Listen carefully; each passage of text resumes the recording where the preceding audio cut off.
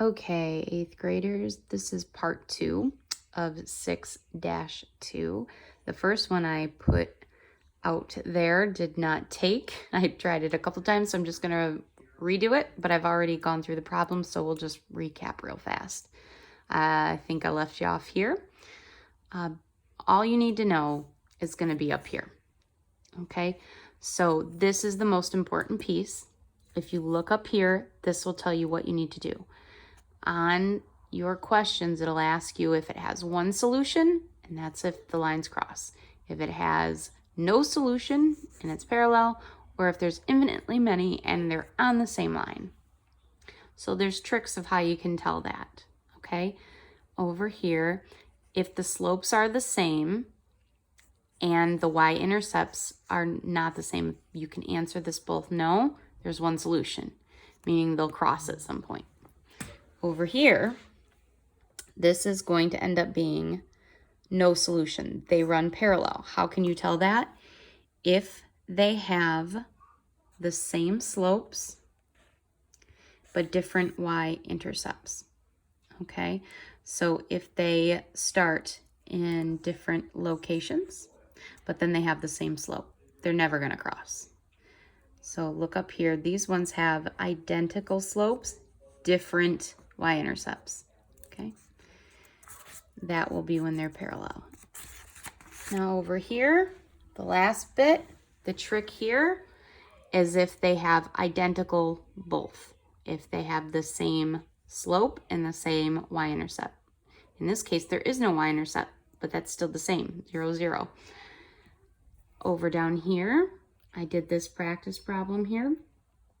I'm gonna walk you through how I did this because they have it in backward form. This is not y equals mx plus b.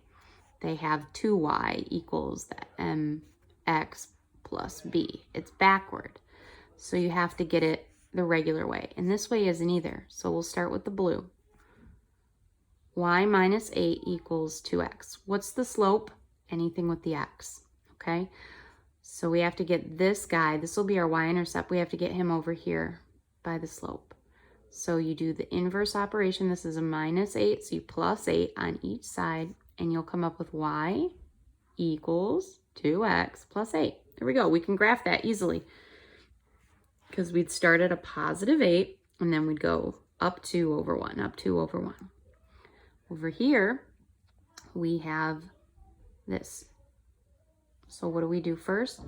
These ones we could switch on our own because it's just backward. It doesn't really matter. We can do that at the end, but we need to get rid of the 2y. We need it just to be the 1y. So it's multiplication because it's a 2 up next to a variable. So you need to do the opposite, which is divide. That's why I have these division lines. 2 divided by 2 just makes 1, so you just have that 1y now. Equal sign stays. 16 divided by 2 is 8. 4 divided by 2 will be, well, if you write it, you can write it as 4 over 2, because on the other page we just kept it. You keep the slope there. Like over here, you just keep the slope. But 4 over 2 can be reduced. So if it can be reduced, you reduce it. That's the trick. You can go up 4 over 2, that's fine, but it's the same, it's equivalent to when you reduce it down, which is 2 over 1. Well, in 2 over 1 reduces down to 2x. So then we have y equals 2x plus that 8. And look, they match. They are completely identical.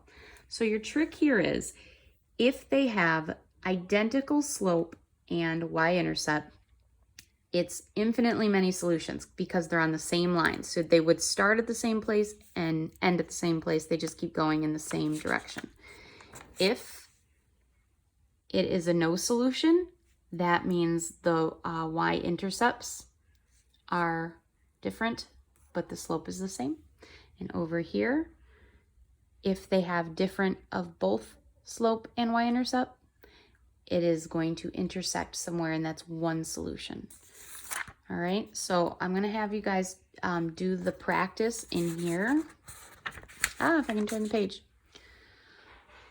Because online, they don't have these nice spaces. over here. And I'll get into this. You'll see this on part 3.